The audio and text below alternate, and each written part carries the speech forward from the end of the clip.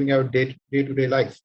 But like we all aware that in the last 20-25 years, what has happened is that we are more inclined towards internet, and the internet per se is itself a borderless system which is there. So there's boundaries defined internet. So the cyberspace it's so blurry. So there's no distinction between countries. There's no distinction between any point of earth where we are trying to communicate. So having said so, cyber citizenship becomes so important to understand because we never been taught about these subjects in the books. We have never been told about this particular topic in our curriculum. While we've been told about our fundamental rights, our other rights which are there, what we need to do, how we need to behave, but then where is that book, or where is that, template where we need to follow when we are on the internet? So practically, when we came onto the internet, we came on our own, and we are defining our own rules. So, but every case, whether it's a internet or otherwise, or the physical life, there are certain set rules which are there. So this is what is the background, what I'm going to be talking about. And, while we are all locked down because of the COVID, and I understand, we are against a testing time of the life where we are working from home, and here we are required to know about the cyber citizenship. We as a parents, we as a the father or mother of kids, we need to know. Also, the kids need to know about it, right? So it's all who have to know about it as to what cyber citizenship entails, what we need to do, what are the benefits of knowing it, and how we can bring our kids in the space, very effectively. And to tell you a perspective, we all as parents, so been brought up with a newspaper in the hand in the morning, and we're always waiting for a newspaper, right? And we read through the newspaper, we had a kind of a set routine which was there. Whereas now you see the kids, how many kids really grab up to that newspaper to read? Rather, they will grab a mobile phone, to see what messages were there all night when they were sleeping. Okay, and that's the mobile world. That's the change what we are seeing today. Okay, so having said so, as a background, so just to give you a screen challenge and just think of it as to how much time do you really spend daily now on a screen, right? Keep your hands on your heart and really tell as to how much you do. And you yourself will say that, it's much more than I should have been doing it. And for that matter, your teenager kids, your small kids, how much time are they spending? I have seen moms, just giving a mobile phone in a toddler's hand and saying, if he or she is trying for anything, just take this phone, play around with it. Okay, so this is where we have to understand that how much time as a parent, as a kids, we should be spending time on a screen time, right? So I just distinguish two different categories of entities. One, other digital natives, and the digital natives are the one who are the integral part of of the internet, right? And they're seen technology from the day when they were born, right? And then is a category of people, that's us, who are the digital immigrants, who were born in the pre-digital era, and they have adopted use of technology, and we are using all those devices, right? To put it across, we are all sequential thinking, we are textual in nature, we were limited resources, you all know it, we were single tasking at the time. We didn't have those libraries which are there all across. So whereas the digital natives, they are multi-resources, they are multimedia, they are parallel thinking, multitask. So So those are the major difference when we look in for a citizen who are the digital natives who are born in it, who are, the one who are us, who have come as part of this technology, right? But the best part is natives and the immigrants, we are massively using social networks and social media, right? Almost same amount, and the kids are in fact generating more amount of data, and practically the amount of data which is being created today, it's in zettabytes and petabytes, and it's kind of a collective storytelling, and we are on all social medias together, right? So that's what we are exploiting the social media. But to tell you who are the digital natives, these are the kids who are born after 1990s. They are highly connected. And you'll be surprised to hear that there are almost 7 screens which they see when they're the age of 5. They're video games, they have their handheld devices, they use instant messaging, they use social networking sites, they easily adapt and adopt to any technology. Right? You may fumble with a mobile phone, but you give them, and after I'll tell you the features which you have never exposed, while you are having that mobile phone in your hand. And they generate the content.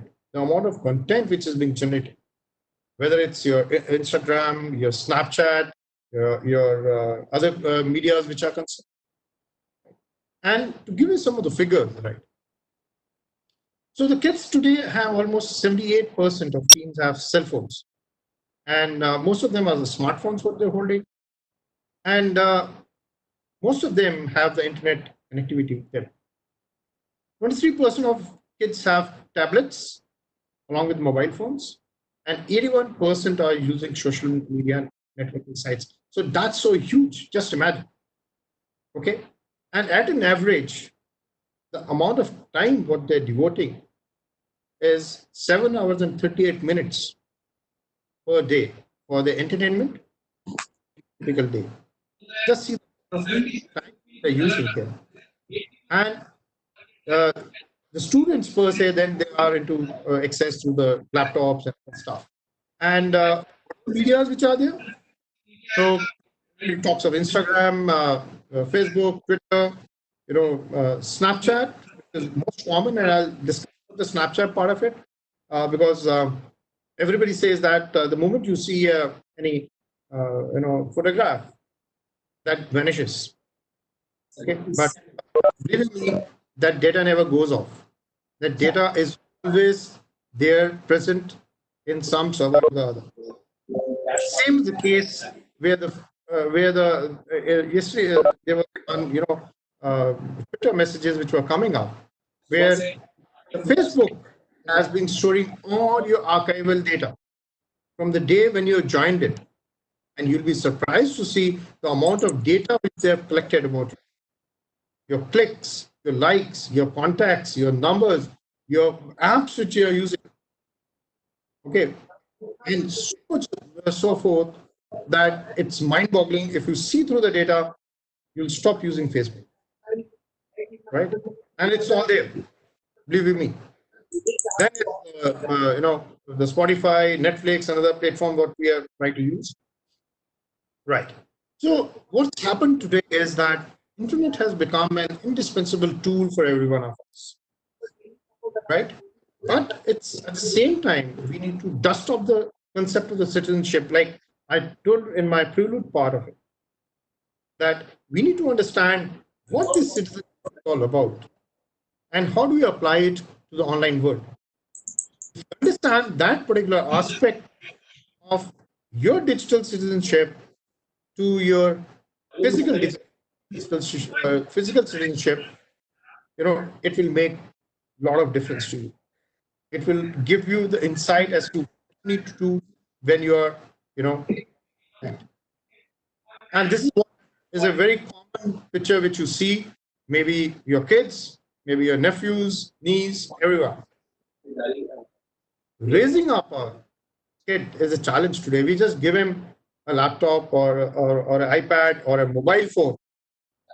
But how many of us ever told them what to do and what not to do, what to, what not, which sites are good, which sites are not good, right? I think seldom anybody has actually gone into those details to, you know, tell that this is good and bad. These are the rules of the citizenship of, online uh, network. So, becoming a real challenge today of raising a citizen, right? And this is again a very common. Do you know what the kids are doing online? Do you ever monitor them? The answer is a big no. And this is where we are falling prey to a lot of other things which are there on the internet, on the social networks, right? We all are aware, of the game which was the blue whale, where kids ended up doing a suicide. It's because we practically never told them the rules, the rules of the social. I'll request to mute yourself, Rajan. So we never told them the rules of the game, and that's where we have to guide them. So figures which are there, millennials who are there, there are 90.4% of millennials who are using the social media network. Gen X, that's 77.5%. And boomers, right? The toddlers, they're all there, 48.2%. Just imagine, this number is increasing only. Rajan, please, I'll request you to mute yourself. So it's like uh, kind of everybody across the board is using the social media, right? And it's growing. That they're all generators of data. They're all, creating data, right? And how effectively or ineffectively the data is used, we'll just discuss that, right? And when you come to kids, here's a dichotomy between the kids and the parents, because the kids, for them, it's independence, which is part of the growing up. Yeah. So you cannot deny it. At the same time, you cannot leave them unsupervised, hanging out with friends. There has to have some supervision. Like in the case of a normal life, doesn't your parent tell you that this is the cutoff time when you have to be back home? Okay. This the places where you can go. These are the places which you cannot go. These are the kind of friends which you should make. These are the areas which are good to you. Practically, when it comes to the cyber world, I think we are missing out on this particular aspect, because nobody tells us that which are the good sites to go, where do we need to go, how we need to go, how are we going to be in the virtual world when we are unmonitored, right? That's where the things are going wrong. Okay, to tell you facts, today 5 CR of the India's population is on watching pornography every hour, every minute. I'm not saying that this is wrong or right, but the kind of data usage which is happening. We never told anyone the rules of the game, all about the cyber world. Okay. I would suggest always, whenever you are as a parent, first you follow the rules of how much is the age parameters for each site, because every site has got age restriction, whether it's 12 years or 18 years. But we always, the kids do fake up their, fake their age to, create accounts on Facebook, Twitter, Instagram, Snapchat, right? So it's always advisable as a parent to create an account on Facebook or Twitter or Instagram and supervise the activity on those forums. That's the best way you can teach them, even if you don't know what the rules are, right? And when you talk of a child, when you leave him all alone, that's the character. When you are all alone, what you're doing on it, right? And that's where your citizenship comes. You take it to a normal physical citizenship. If you're left alone, what are you going to do? You're going to go by the copybook style of doing everything right. So here also, when you're in the cyberspace, it defines a character, right? when nobody's watching you. So some bit of rules for the cyberspace, which I thought I'll like to bring it out, right? So practically, citizenship is rights, the privileges, and the duties which were conferred on a member of society, and that's what we have been following it. Okay, and it most often includes both protection, that's the rights, and duties. So you have the rights and duties. Similarly, the cyber citizenship is the rights, its privileges and responsibilities are required for the internet and the network users. So if you take out the connotation of your physical citizenship versus the cyber citizenship, you have the rights, you have the privileges, you have the responsibilities, which you have in your daily life, in your physical life.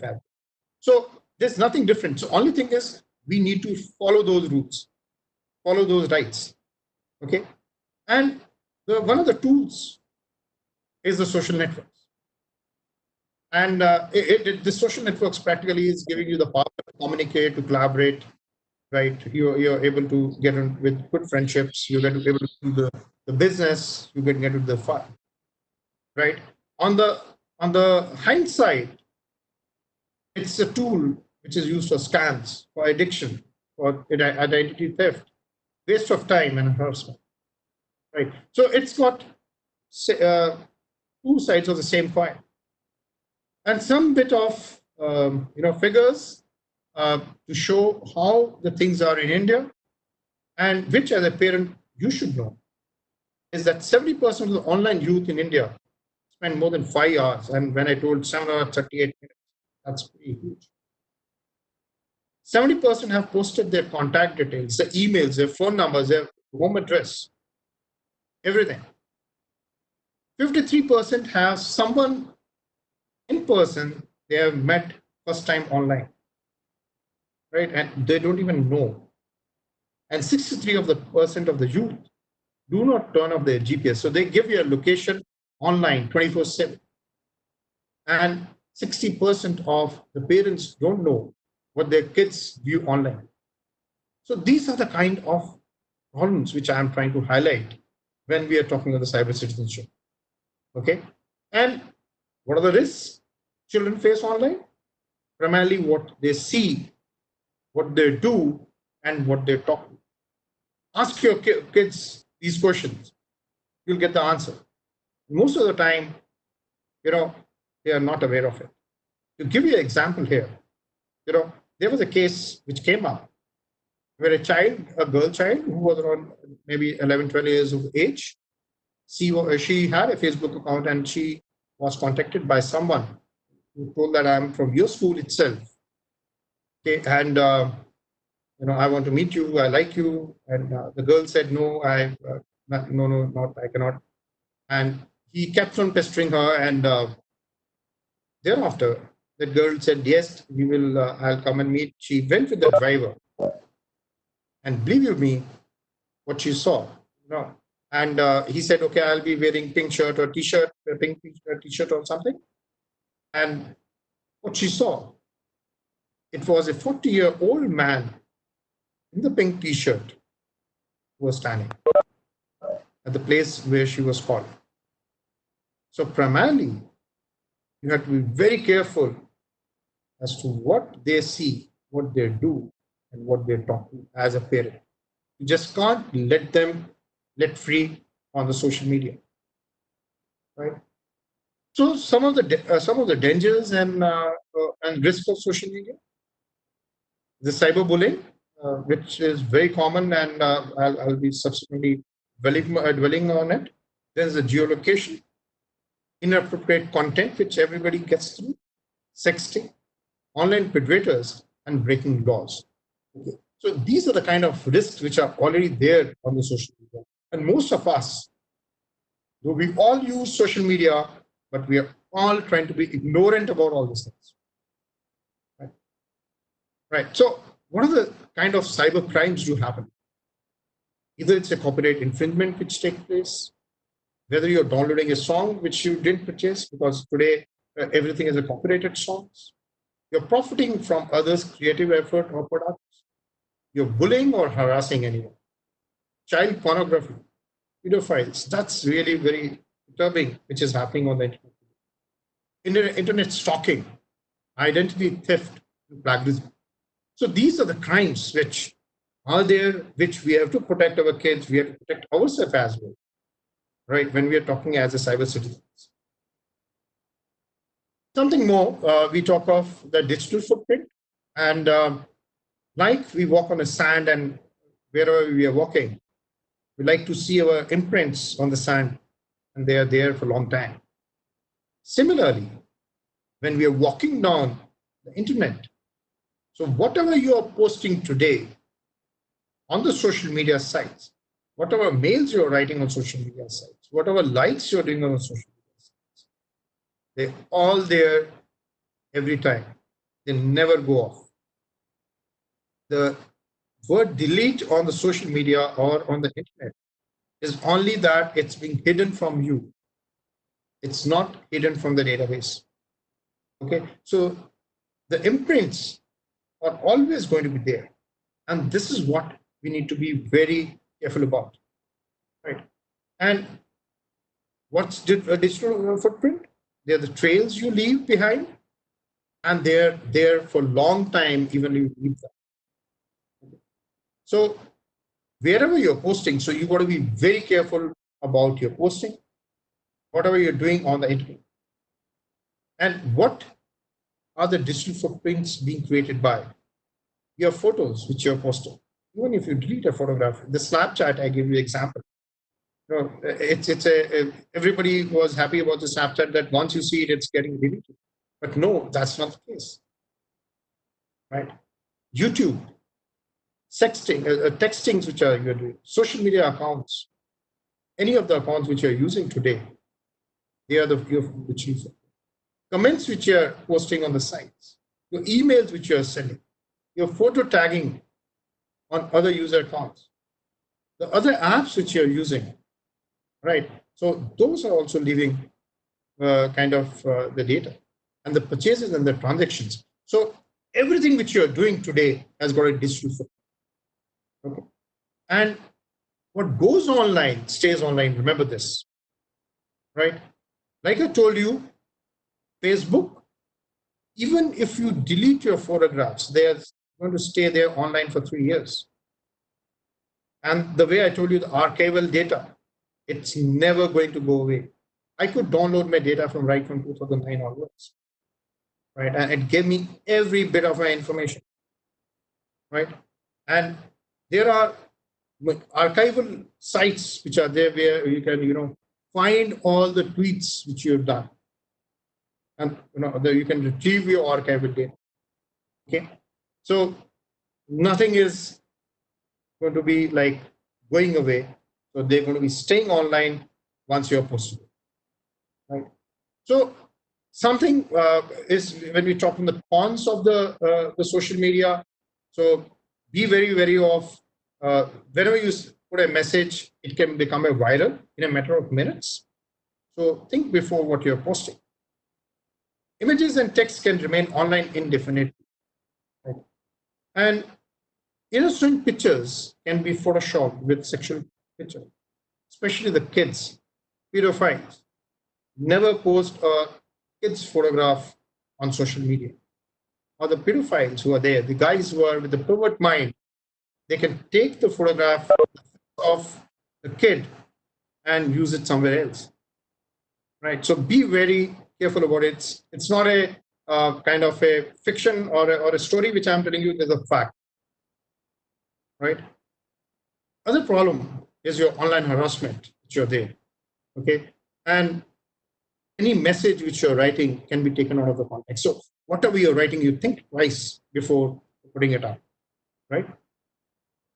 And we always thought that we are the users of Facebook, we are the users of Snapchat, Twitter, LinkedIn, Instagram, and other social media platforms, all which you're using. But we are wrong. You know why? Because we are no more the customers of it. We are no more the users of it. We are the product. We are sellable like your toothpaste, your soap. We are branded with a barcode. Our data is valued and it's being sold to all the ad companies. Okay, that's why you find most of the time, anytime you open up a particular platform and it asks you, why don't you fill in your education? Why don't you fill in your school? Why don't you fill in, the kind of information? And classic, I'll tell you, very recently, last week, everybody, he said, me too 20, me at 20. And everybody started posting me at 20 photograph from the archival, normal camera photographs, scanned photograph and put it. Do you know what that challenge was all about? To create your profile for facial recognition. And we are like fools who are all falling prey at me at 20. Okay. So be very wary of all these things which are happening. So you are no more customer. You're sold, your data is sold. How good or bad data is, it defines as to how much of input we are giving it to them. And to tell you practically, there's almost 5,000 data points each individual, which can be collected, collated, using AI can be used maybe on you, or it can be given to ad agencies. The kind of, the videos what you see, the kind of posts was what you see, the kind of friends who are being, given to you, that these are the likelihood that you may like these friends. So that's so important. So how do you manage your digital footprint? Google yourself, you'll find for yourself that each time your name has come up, and do this after a couple of months, you'll find out again what information you're leaving there. Set up a Google alert. There's a tool where you can put your name, and whenever your name comes up, it will pop up. And protect your personal data. Don't disclose your personal address, your phone numbers, your password, your bank card numbers, right? And consider using nicknames instead of your real name. So that's what you should do to try avoid the digital footprint, right? Some more is keep login info under lock and key. Never share it. Think before you post, which I've been reiterating again and again. Pause before you post. Think twice. Post once. Some bit on the bullying part, and this is one very common topic which everybody's gone through bullying, but most of us don't say that we've been bullied.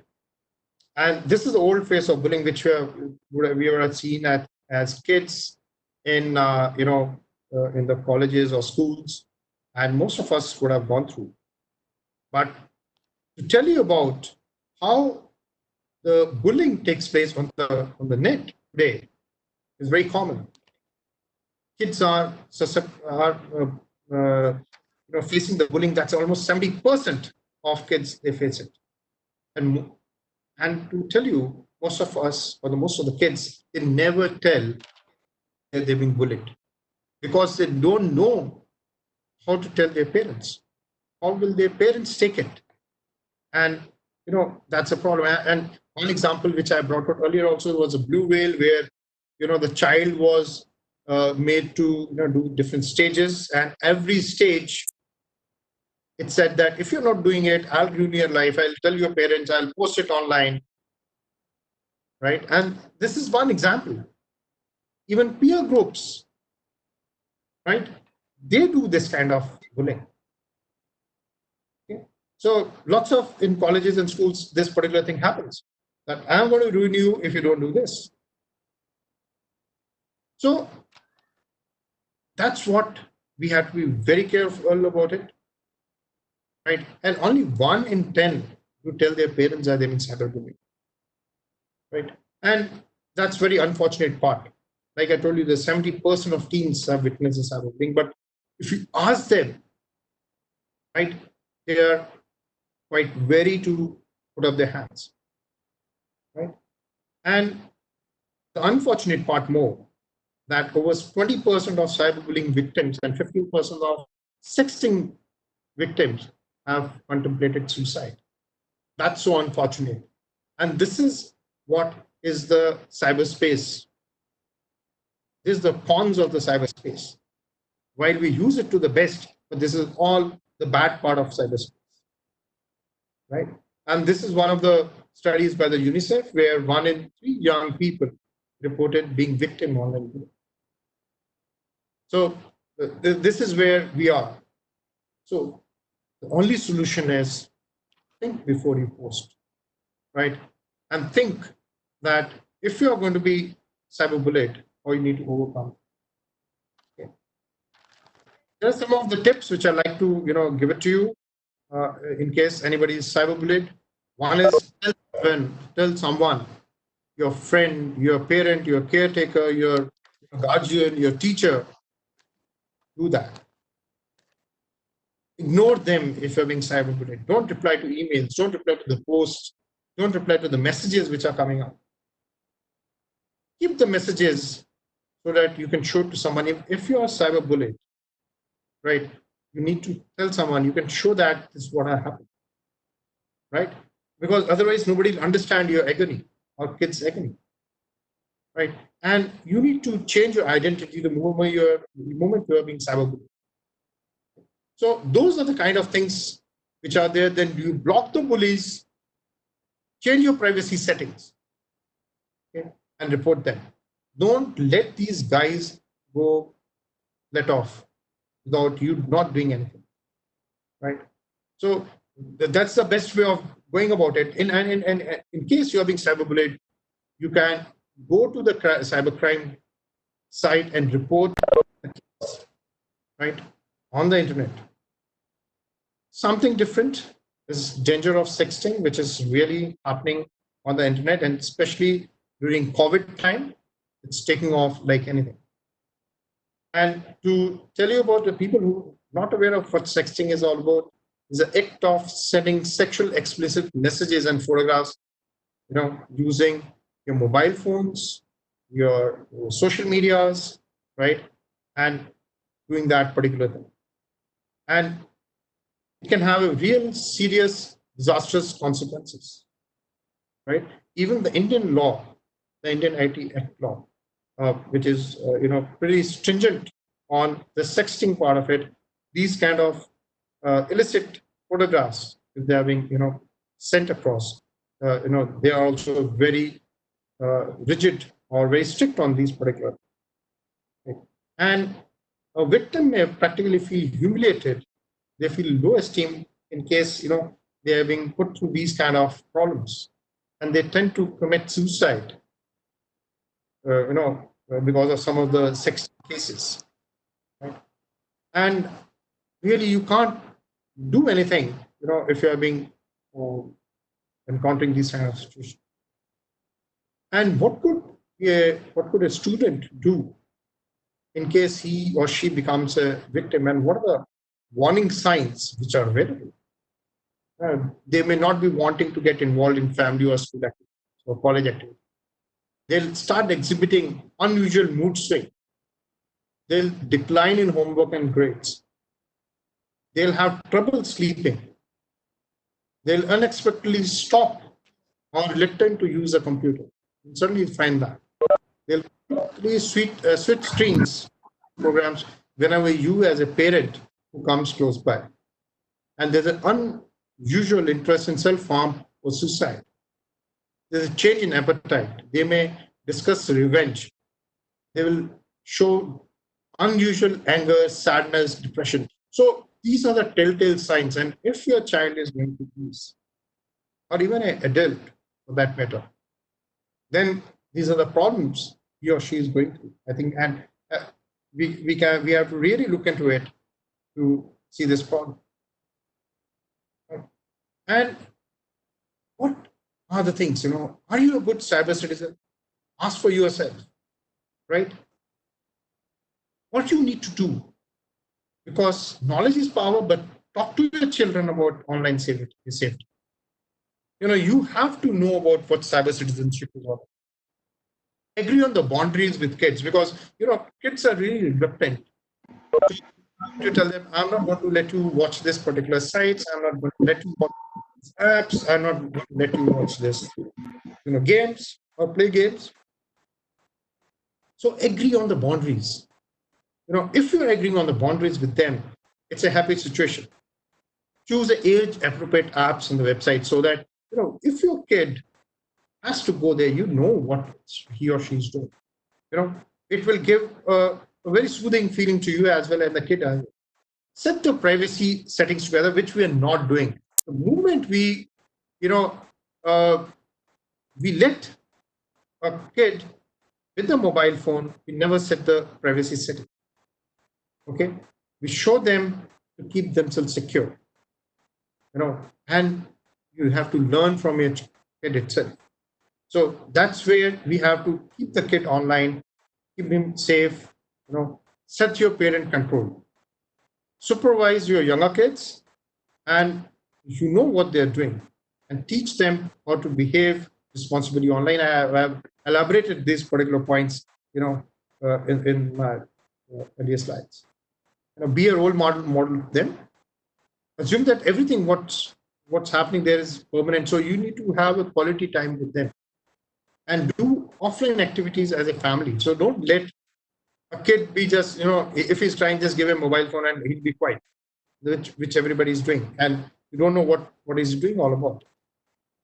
And while the colleges and the schools are closed now, and we are all in the self-isolation, the kids are getting more screen time than usual. And do you really know, are they in the boundaries of the rights, the responsibilities, which I told earlier as a cyber citizen? Did you ever check that he is interacting the right way, just like physical world? And you need to show them how safe are on the internet, right? So these are some of the questions which are there, and you have to think safety of your kid, of your family, while you're using the cyberspace. The safety is the first and the foremost.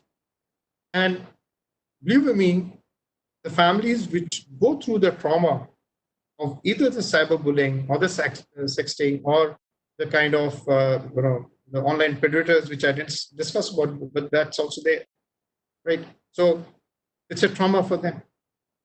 And really, again, think of safety when you're using the internet. You need to tell your family about, what your cyber citizenship rules tell you, what they define to be safe, what they define, what they define that you are going to be a good citizen of cyberspace. And with this, I've come to the talk, and as a parting shot, I will just say that be cyber safe as a cyber citizen. Okay?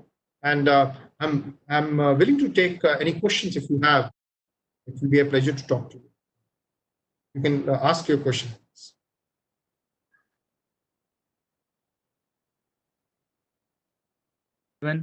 Uh, it's a nice talk, sir. I'm seeing there are a lot of people who has raised their hands. So I request everyone to unmute yourself and ask a question. Mr. Anupam Pandey, you can unmute yourself and ask your question, please.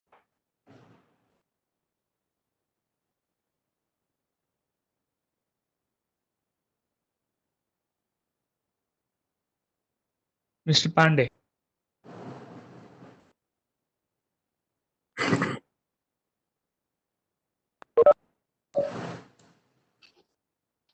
Yes. Hello, sir. First of all, thank you for this session. And my question to you is, how can cyber insurance be useful in controlling teenagers doing useless things on internet? And if it is that much effective, then what might be the strongest reason that the cybercrime is growing in such pace? Yeah, Anupam, firstly, the cyber insurance doesn't cover what the cyber citizens do on the internet. Cyber citizen insurance is basically about your data, your infrastructure, and other things. But the other aspect of what the kids are doing online, that's a kind of curriculums which we need to include in all the academia, where we teach students as to how they should behave on the internet. that's what is lacking today, and that's what we should try and work with. So, Yes, but the cyber insurance is totally a different ballgame when we talk of the kind of the cyber citizen what we are trying to talk.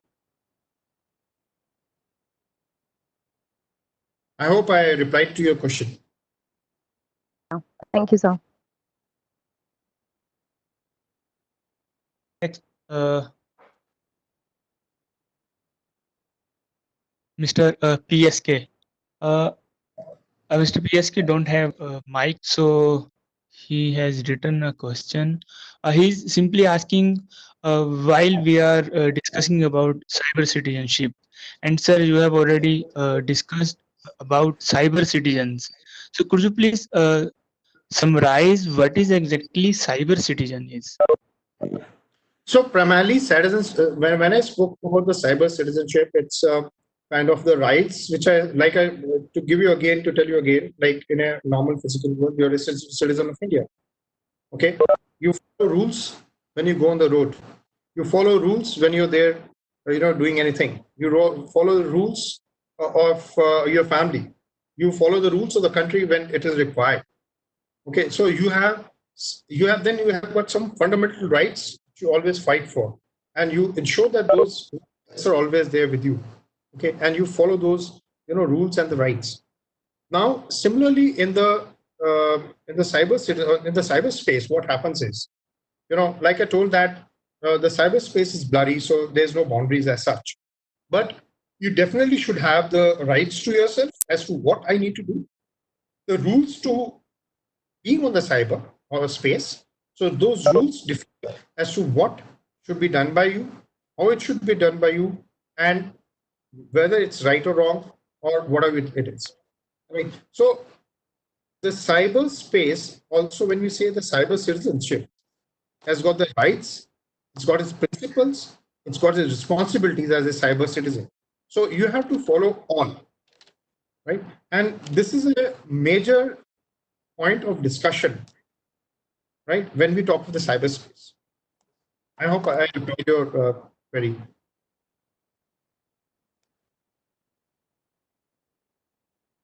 Hello, Uh, sir. I have one more question.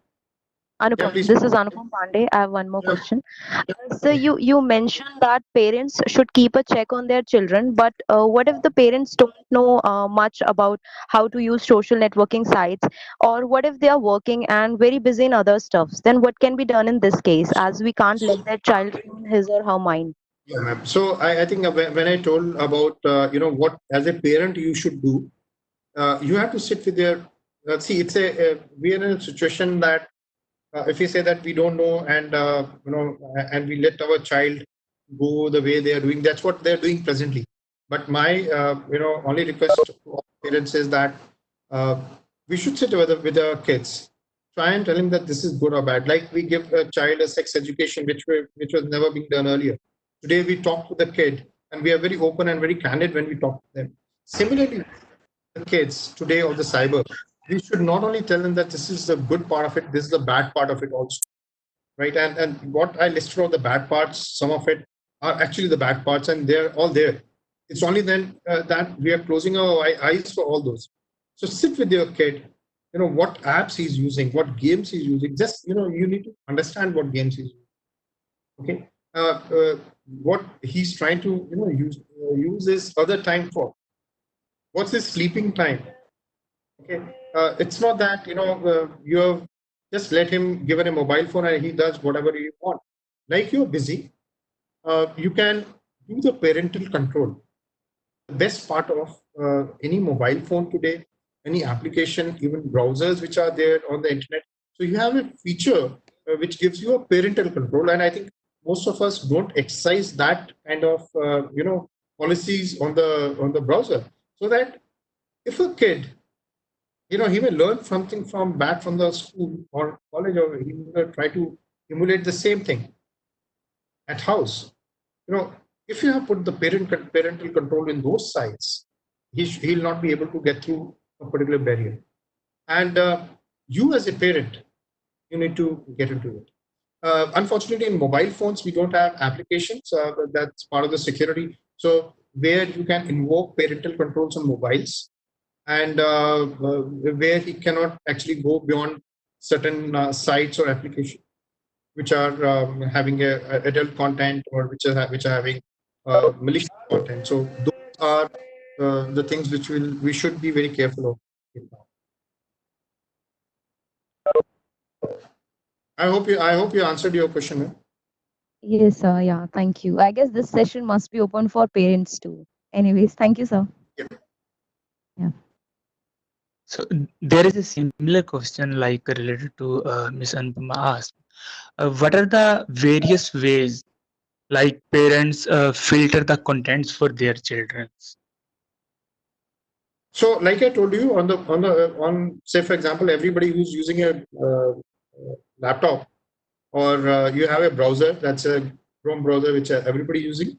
There's a settings which is for the parental control, and if you set your parental control, so it doesn't let you go past some of the sites which are having adult content.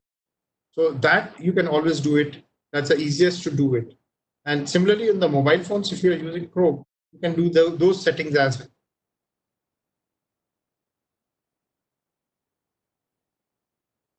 There is one more question from Rahul Kumar Sharma. He's keen to know if he stores a media file in a phone. Are these files secure or unsecure? Otherwise, as we said, the online media is not secure, means these are unsafe.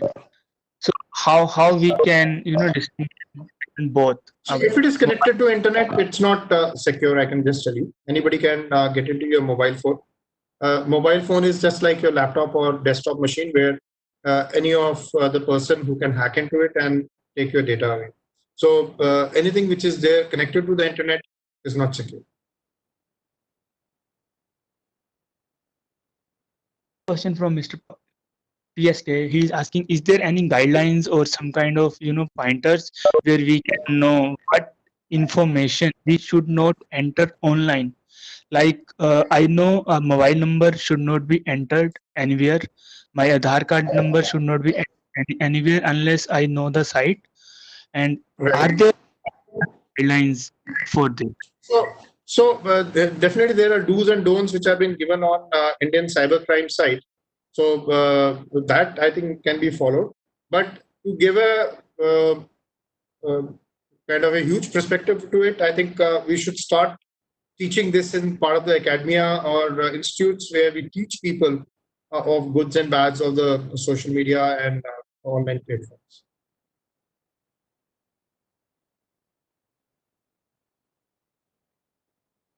There is one more interesting question. This is a very straightforward question. Mr. Rahul is saying, isn't this possible that we can suspend these kind of online platforms or websites who are stealing our data? So it's a just to tell you the fact, whenever you had opened a Facebook account, there would be a policy and user license ULA, and it's a very lengthy write-up.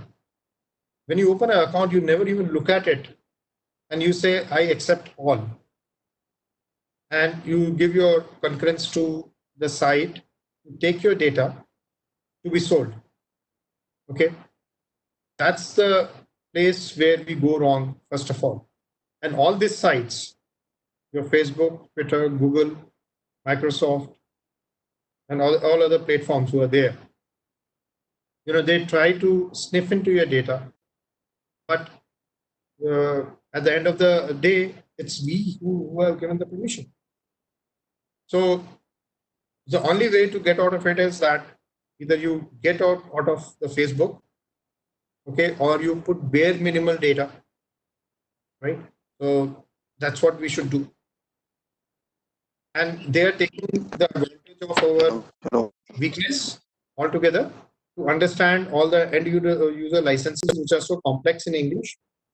Okay, and they're taking and giving it to ad agencies your mobile phones, and other things to earn money, and they all almost $1 billion, big $1 billion companies.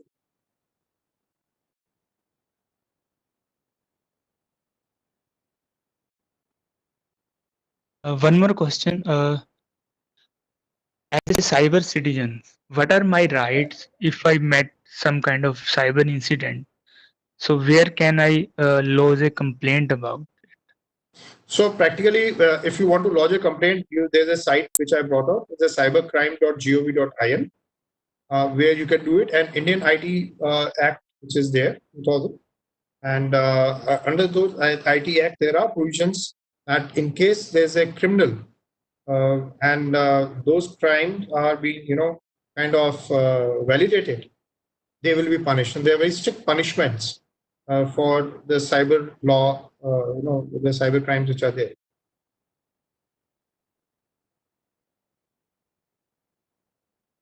So our related question is, while we are talking about our rights as a cyber citizen, so what are my responsibility as a cyber citizens? What can I should not put So to I brought out in my presentation all the responsibilities of when I spoke about the cons of it, how you have to really behave on the cyber, on the cyberspace.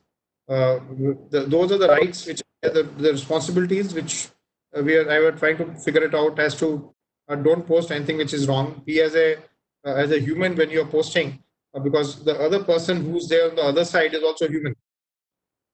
Uh, don't copy any data. Don't take the others' information and use it for your own.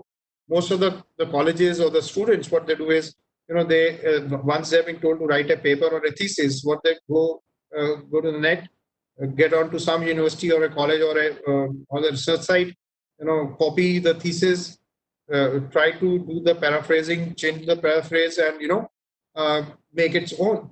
So that's a big case of plagiarism which happens. So as a good person, all these things should be not done by the students as whole. So these are some things which are very important. And when we talk of being a good citizen in the cyberspace, follow the same rules which you follow in your life. When you're a good human being, same rules, happen for the cyberspace as well.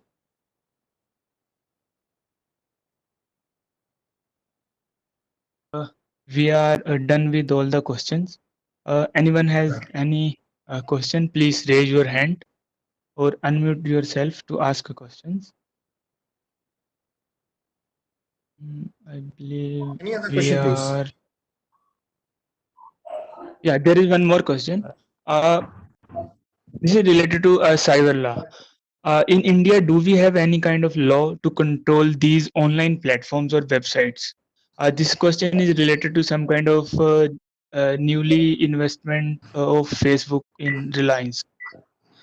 Like in past, Facebook is caught that they are stealing data and sharing data. So I know this is a very challenging question to answer because we'll not like to get into the nitty-gritties of the Facebook and plans tie-up, but definitely I'd like to say that the sites, whatever they're copying the data, they have their own rights to do it. And unfortunately, we are still waiting in India for the data privacy law, which is yet to come in. And once the data privacy law comes in, one of the major component of the data privacy law is the data localization. And the data localization entails that if it is a Facebook, then they have to have a copy of the data in India itself. Okay, if it's a Google, then it has to have the copy of your data as it in India itself.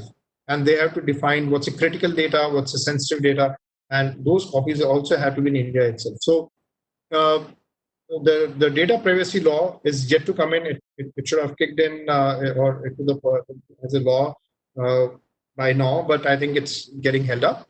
That is a very interesting law. When it comes up, it will be putting a lot of things into place. That's one.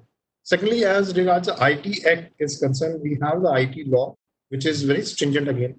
And though it came up in year 2000, we are waiting for the next iteration. There were changes in 2011 and 13, and then we are waiting for the newer law to come in, which is going to take in consideration all the major changes which have happened in last couple of years.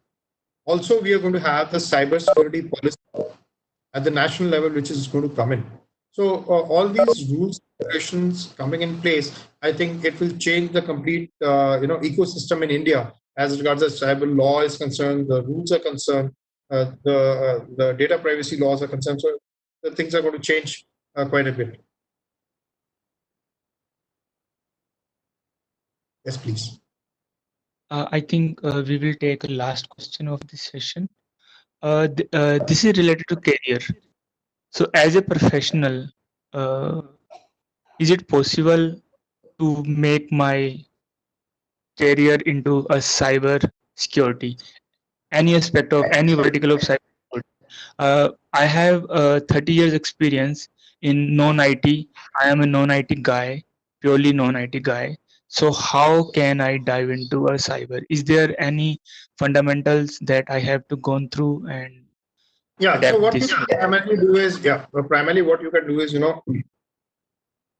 to begin with, you can start with courses which are there on Coursera, which give you the basics of cybersecurity. Then you can go to the advanced level and a second or third level. And once you know the basics of the cybersecurity as to what it is and how it does, then probably you can get into different kind of courses of ethical hacking or CISSP, or you can get into the ISO 27001. There are a number of courses which can take you to three different streams. One is the cybersecurity itself. The second one is what do you call the cybercrime. That's a the that's always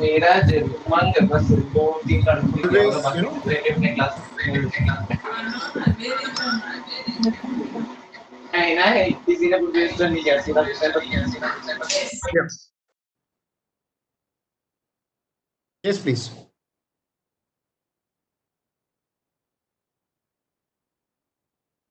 Unmute yourself to ask question. If you have any question, then please unmute yourself and ask. Hello. There was one question. I think I'm just reading what Sanjeev saying. So I think you can ask your question, Sanjeev.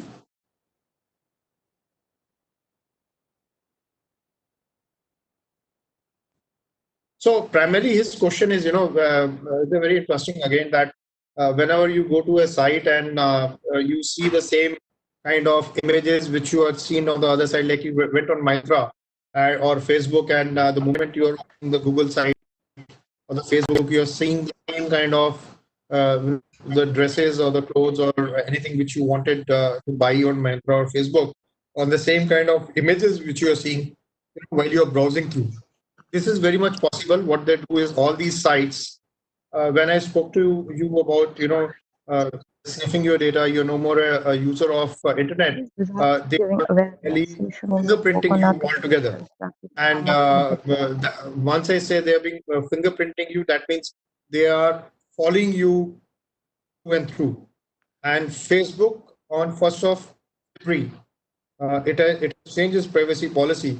So even if you're not online, try to sniff when you're not online. So it will try to work out that which bank sites did you use, which applications which what you're using. So this is the kind of sniffing what they're doing. So it's a fingerprinting which they do. How to avoid it? The simple thing is, if you go to Chrome, just put a ad blocker, right, and or a CC cleaner along with it, and block all those advertisements, all those cookies which are coming up, which are trying to monitor you 24/7 and trying to fingerprint you, right?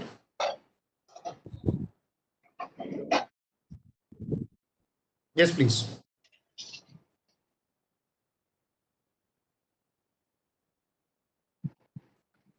Miss Anupam. Yes, sir. Please ask your question.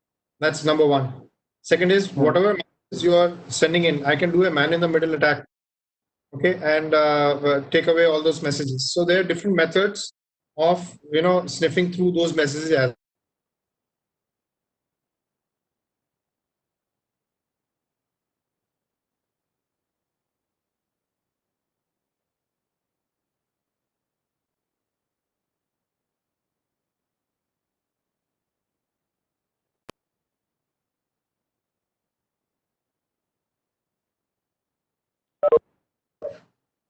yeah, Vinay.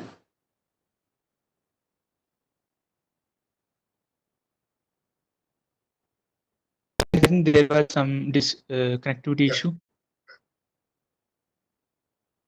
So, Vinay, do you have more questions?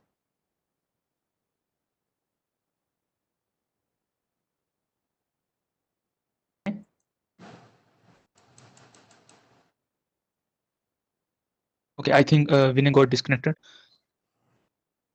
Anyone has any questions? So one question which I found from Harshit, I think the programming language.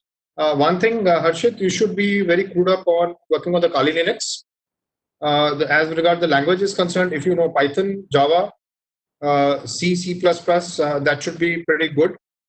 Okay, and very conversant with using the Linux codes, because if you want to be a big time hacker or a white hat hacker, I think for that purposes, you always require to know the coding, the Linux, not the Windows, so that whatever codes you're writing or whatever tools which you're writing, it will help you in making those tools very effective. So work on the Kali Linux, learn that.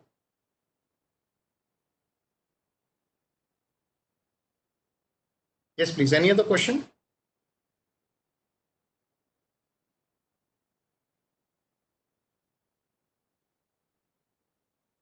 Anyone?